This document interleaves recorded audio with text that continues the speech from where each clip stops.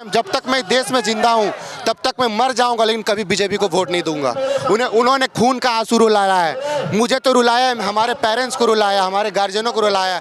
नमस्कार, आप देख रहे हैं DS4, मैं हूं आपके साथ नफीसा। मेरे ठीक पीछे आपको युवा दिख रहे होंगे, और ये कोई आम युवा नहीं बल्कि फौजी के युवा, यानी कि ये वो छात्र हैं जो पिछले कई सालों से मेहनत और संघर्ष कर रहे हैं देश की सेवा के लिए।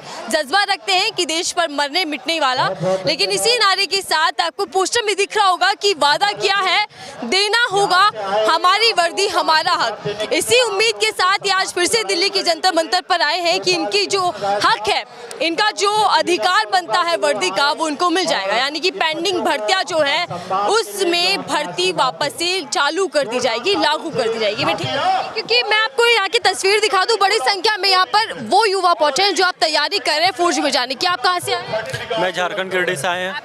और आप कहाँ से? राजस्थान से मैडम। राजस्थान से। आप कहाँ? झारखंड, रांची है। कोई एक जगह से नहीं, एक राज्य से नहीं, बल्कि अनेक देश के अलग अलग कोने से यहाँ पर लोग पहुंचे। आप कहाँ से आए? मधुबनी से। मधुबनी जिले से। मधुबनी जिले से, यानी कि अलग अलग राज्यों से ये लोग आए हैं, बिहार से, राजस्थान कह लीजिए, तमाम जगह से यहाँ पे लोग आए हैं। मैं समझने की कोशिश करूंगी सर, घर की स्थिति क्या है, जब तैयारियां कर रहे थे क्या क्या चुनौतियां आपके सामने? मैम चुनौतियाँ तो हम लोगों ने बहुत देखा है और अभी भी देख रहे हैं मैम। ये जो हम लोग यहाँ पे भी खड़े हैं ना मैम, बहुत मुश्किल से खड़े हैं, क्योंकि हमारे घर का स्थिति उतना अच्छा नहीं है। और यहाँ पे जो भी फौज में जाते हैं, ना वो नेता के बेटे जाते हैं, ना कि वो बड़े बिजनेसमैन के बेटे जाते हैं, सब किसान वर्ग के लोग हैं। किन्हीं के माता पिता मजदूरी करते हैं, किन्हीं के माता पिता किसानी करते हैं। वो एक जज्बा होता है देशभक्ति का, सिर्फ देश तिरंगे में और मिट्टी में मिटने का। हमारे देश के प्रति एक संवेदना होता है हमारा कि हम रक्षा करें बॉर्डर में जाके। और हमें मैम अगर जॉब का बात होता है ना, मोदी सरकार बोलती है भारतीय सेना जॉब का स्तर नहीं है। मैम हम लोग जॉब के लिए भारतीय सेना को ज्वाइन नहीं करना चाहते। हमारे अंदर वो देशभक्ति है, हमारे खून में वो देशभक्ति है। आज भी मैम अगर हमें पूरा सैलरी भी ना दिया जाए, हमें सिर्फ मात्र ज्वाइनिंग दे दिया जाए, हम सिर्फ घर इतना 10,000 रुपये भी दिया जाए ना, तो सिर्फ घर भेजने के लिए, तब भी हम लोग ज्वाइन करने के लिए रेडी मैम। हम लोग सिर्फ भारतीय सेना अपने देश को देशभक्ति के माध्यम से, और हमारे अंदर जो एक देशभक्त भावना है उसके प्रति हम लोग सिर्फ ज्वाइन करना चाहते हैं भारतीय सेना को, और कोई बात नहीं मैम। पैसा का मामला ही नहीं है यहाँ पे।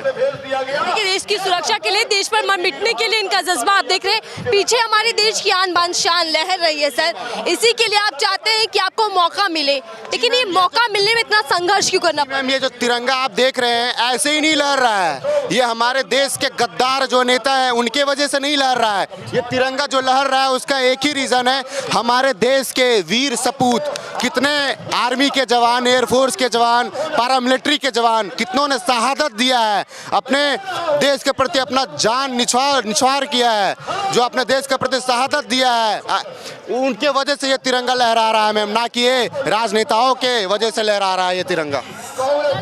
भर्ती में इतनी देरी क्यों? 2020-21 का मामला ये मैम, ये देश युवा का मामला है। सरकार, ये तानाशाह सरकार बैठी हुई है केंद्र में। हम लोगों का मैम पॉलिटिकल एजेंडा से कोई मतलब नहीं है मैम। हमारा जो हक है, हमारी आर्मी की ज्वाइनिंग होनी चाहिए, एयरफोर्स की ज्वाइनिंग होनी चाहिए, बस हमारी पेंडिंग भर्ती होनी चाहिए मैम। नहीं तो मैम जब तक ये शरीर में खून है तब तक हम लोग लड़ेंगे, अंतिम सांस तक लड़ेंगे, वीर गति को शहादत दे देंगे, लेकिन यहाँ से उठेंगे नहीं मैम। हम लोग अपना हक मांग रहे हैं मैम, ना कि सरकार नहीं सुनती आप लोगों की। तो बस पता चलेगा। बोलते हैं ना मैम, जो लंकापति रावण का घमंड टूटने में देरी नहीं लगा। तो ये पॉलिटिकल एजेंडा है, जो पॉलिटिकल राजतंत्र में बैठे हुए हैं हमारे देश के जो। और मैं एक आपके माध्यम से एक चीज़ और भी बोलना चाहता हूँ मैम, हमारे देश का नेशनल मीडिया है ना मैम, सिर्फ कठपुतली बन चुका है आज के। हमारा जो मांग है मैम वो जायज़ मांग है, ना कि हम किसी से भीख नहीं मांग रहे हैं। नेशनल मीडिया ने हम लोगों का एक भी बात, एक भी मांग हम लोगों का उठाया है नहीं। अभी भी मीडिया गायब है यहाँ से, अभी भी मीडिया गायब है मैम। तो इससे यही पता चलता है हमारा देश में मीडिया बिकी हुई है। मैं ऑन कैमरा बोल रहा हूँ मैम, बिकी हुई है नेशनल मीडिया।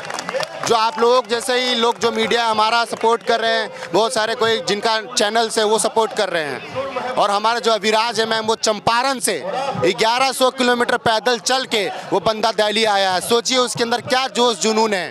पूरे परिवार को छोड़ के वो पूरे 4 महीना से संघर्ष कर रहा है दिल्ली में, और ये 3 साल से संघर्ष हम लोगों का चल रहा है। ये तानाशाह सरकार हम लोगों का एक भी बात नहीं समझ रही है। आखिर चंपारण से आप लोग पैदल चलकर यहाँ पर आए हैं। पिछले कई दिनों से मैंने देखा, पिछली बार भी जब आप यहाँ बैठे थे तब भी मैंने आप लोगों को कवर किया था। सरकार सुन क्यों नहीं रही, क्यों ध्यान नहीं दे पा रही आप लोगों पर, जबकि आप तो देश के लिए काम करना चाहते हैं, देश की सेवा करना चाहते हैं। मैम ये एक तानाशाह सरकार है, इनको सुनना पड़ेगा मैम। इनके पीछे हम हाथ फैला के भीख नहीं मांग रहे। जो हमारा हक है संवैधानिक तरीके से भी हम लोग लड़े। सुप्रीम कोर्ट में रिट पिटीशन दाखिल किया, हाई कोर्ट में रिट पिटीशन दाखिल किया, लेकिन इनका परचम इतना लहराया हुआ है, हर जगह इतना इन्होंने अपना दबदबा बनाया हुआ है कि वहाँ पे भी हम लोगों को लीगल तरीके से हम लोग लड़ाई कर रहे थे, लीगल तरीके से संवैधानिक रूप से कर रहे थे। संविधान भी हम लोगों का साथ नहीं दे रहा है मैम। सोचिए, हम लोग अपना हक का लड़ाई लड़ रहे हैं, ना कि ये सरकार सिर्फ हमारे देश में लड़ाने का काम कर रही है, युवा को भड़काने का काम कर रही है, जाति में बांटने का काम कर रही है। ये सरकार बस यही काम कर रही है और हम लोगों का जो हक है मैम वो नहीं दिखा रही है, और जो हम लोगों का हक का सपना है मैम उसको तोड़ रही है। आप कह रहे सरकार अहंकारी है, आखिर किस बात का अहंकार सरकार के अंदर? अहंकार है मैम। देखिए, अहंकार अगर नहीं रहता तो आज जो 3 साल से हम लोग दर दर के ठोकरे खा रहे हैं, उनसे भीख नहीं मांग रहे हैं। हम लोग भीख मांगने वालों में से नहीं, हम लोग सब स्वाभिमानी इंसान हैं। खून पसीने से जो सींचते हैं उस चीज़ को लेना चाहते हैं। हम लोगों ने मैम बहुत मेहनत किया है, हमारे माता पिता ने बहुत कुर्बानियाँ दिया है। उन्होंने सरकार को जनता से मतलब वो पर्चा दिखाइएगा क्या है सर? क्या कुछ कहेंगे, क्या कहेंगे सर? जो सरकार है नए भारत की बात कर रही है, विकसित भारत की बात कर रहे हैं, लगातार कह रहे हैं कि वोट दीजिए मुझे, 24 जिता दीजिए। मैम, विकास जिस देश में युवा डर डर की ठोकरें खा रहा हो, जो अपने हक की लड़ाई लड़ रहा हो, जो अपने हक की लड़ाई लड़ रहा हो और उसे हक ना दिया जा रहा हो, वो युवा देश के प्रति, और ये जो केंद्र सरकार में सरकार बैठी हुई है, उनको कैसे जिता सकती है? मैं माफ़ी बताओ, कैसे जिता सकती है? आप लोगों में से कई लोग ऐसे होंगे जिन्होंने वोट बीजेपी को दिया होगा। हाँ मैम, बहुत सारा। आपने भी दिया था? नहीं, मैंने दिया था मैम, मैं खुद ऑन कैमरा बोल रहा हूँ, मैंने दिया था। बट मैं जब तक जीवन मेरा शरीर में जब तक खून है मैम, जब तक मैं देश में जिंदा हूँ तब तक मैं मर जाऊँगा, लेकिन कभी बीजेपी को वोट नहीं दूंगा। उन्होंने खून का आंसू रुलाया है, मुझे तो रुलाया है, हमारे पेरेंट्स को रुलाया, हमारे गार्जियनों को रुलाया। और ये जितना युवा देख रहे हैं ना आप, जितना युवा देख रहे हैं, हर एक राज्यों से है, असम से, बंगाल से, मेघालय से, कर्नाटका से, झारखंड से, बिहार से, गुजरात से, राजस्थान से, सभी हर एक राज्य से बंदे हैं। पूरे 1.5 लाख युवा है मैम, 1.5 लाख युवा, जिन्होंने अपना हर एक चीज़ कुर्बान कर दिया, अपने समर्पित कर दिया अपना हक की लड़ाई के लिए मैम। आज हम लोग डर डर की ठोकरें खा रहे हैं, ये अपना हक का लड़ाई लड़ने के लिए। इनसे भीख नहीं मांग रहे हैं। हम लोग सारे यहाँ जितने बैठे हैं सब स्वाभिमानी है, कोई भीख नहीं मांगता। हम लोग खून पसीना से जो सींचते हैं उस चीज़ को हासिल करते हैं। क्या नाम है सर आपका? मेरा नाम शिवम शर्मा है मैम, मैं झारखंड से। जी, शिवम जी ने पहले बीजेपी को वोट दिया था, लेकिन अब आप खुले तौर पर ये कह रहे हैं, ये नाराजगी है, गुस्सा है कि बीजेपी को वोट नहीं दूंगा कभी? यस मैम, बिल्कुल नहीं दूंगा, बिल्कुल नहीं दूंगा। जब तक मेरे शरीर में खून है तब तक मैं बीजेपी को ना वोट दूंगा। और जो मेरे माता पिता भी घर में जो मेरे आस लगाए हुए थे, जिन्होंने मेरे लिए सपना देखा था, जिन्होंने मेरे लिए बहुत सारी कुर्बानियाँ किया था, वो भी पूरे जीवन में, और हमारे परिवार में करीबन 25 लोग हैं। मुझे नहीं लगता कि मेरे 25 लोग में मेरे परिवार के कोई भी एक भी जन बीजेपी को वोट देंगे। ना गुस्सा मैम, हमारा हक मारा गया है, क्यों नहीं नाराजगी तो व्यक्त करना है मैम। अगर आपका हक मार लिया जाए मैम तो आप नाराजगी व्यक्त करोगे कि नहीं? हम लोगों ने मैम मेहनत किया है, 5-5 साल, 6-6 साल खून पसीना किया है मैम, एक मेहनत किया है। तब हम भीख नहीं मांग रहे सरकार से, भीख नहीं मांगना हमें। हम सब स्वाभिमानी लोग हैं, खून पसीना से जो सींचते हैं उस चीज़ को हासिल करते हैं मैम। हम लोग फौज की तैयारी करने वाले बंदे हैं, जिन्होंने सारी प्रक्रिया पास कर ली थी। उन्होंने सारी प्रक्रिया पास कर ली थी। जिनके माता पिता गरीब किसान वर्ग के लोग हैं, उनके बच्चे सारी प्रक्रिया पास कर ली थी, उनका ज्वाइनिंग रद्द कर दिया गया मैम। तो वो क्या करेंगे मैम, आप बताओ। लेकिन देखिए, देश के जो प्रधानमंत्री हैं नरेंद्र मोदी, वो खुद जमीनी स्तर से उठकर प्रधानमंत्री बने, गरीबी देखी उन्होंने नज़दीकी से, और कहते हैं कि देश की सेवा के लिए मैं समर्पित हूँ। जवान जय किसान का नारे पर जोर देते हैं। मैम अगर वो गरीबी से जूझे हुए रहते, अगर ज़मीनी स्तर से उठ के यहाँ तक आए हुए रहते ना, तो हम लोगों का भावनाओं को समझते, हमारे गरीब माता पिता के भावनाओं को समझते, जिन्होंने अपने खून पसीना से हम लोगों को यहाँ तक पहुँचाया था मैम। अगर वो ज़मीन से जुड़े हुए होते ना मैम, अगर माननीय प्रधानमंत्री से मैं अभी भी हाथ जोड़ से अनुरोध करता हूँ मैम, अगर वो हमारी पेंडिंग भर्तियाँ पूरी करा दे, हमारी एयरफोर्स की ज्वाइनिंग करा दे, हमारी आर्मी की ज्वाइनिंग करा दे, तो मैम जितने बंदे हैं 1.5 लाख युवा उनके साथ हैं मैम हम लोग। अगर भर्ती हो जाती बिल्कुल मैम उनके साथ हैं, और अगर नहीं होती हैं तो जितने 1.5 लाख युवा मैम, उनके सोचिए उनके परिवार में कितने लोग होंगे। क्या वो लगता है कि वोट देंगे बीजेपी को? मुझे तो नहीं लगता। अच्छा, कुछ ही दिनों बाद, चंद महीनों बाद, 1 से 1.5 महीने के भीतर ही बीजेपी के कार्यकर्ता, बीजेपी के नेता, खुद प्रधानमंत्री आप लोगों के बीच आएंगे और इसी तरीके से जैसे भी आपने हाथ जोड़े ऐसे ही हाथ जोड़कर आपसे वोट मांगेंगे। तब क्या करने वाले हैं? क्या आप आगे का स्टेप होगा? तो मैम बस मैं अब तो ज़्यादा कुछ नहीं बोलूँगा, उनको चुनाव में पता चल जाएगा।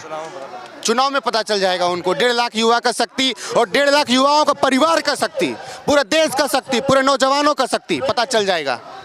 अगर भर्ती नहीं मिलती तो चुनावों में जवाब दिया जाएगा। बिल्कुल दिया जाएगा मैम, जोर शोर से दिया जाएगा। गांव-गांव जाएंगे, मोहल्ला-मोहल्ला जाएंगे, कस्बे तक जाएंगे, हर एक घर जाएंगे, अपना आवाज़ उठाएंगे। खुद का जान और माल लगा देखिए, सरकार तो इन मुद्दों पर बात ही नहीं करे ना, बेरोजगारी, महंगाई, जवान, इन सब पे बात ही नहीं करे सरकार। सरकार कह रही है हम विकसित भारत के लिए नींव रख रहे हैं और दे दीजिए वोट, हमें जिता दीजिए, 24 हमारा पक्का कर दीजिए। 100 साल की बात कर रही है बीजेपी सरकार।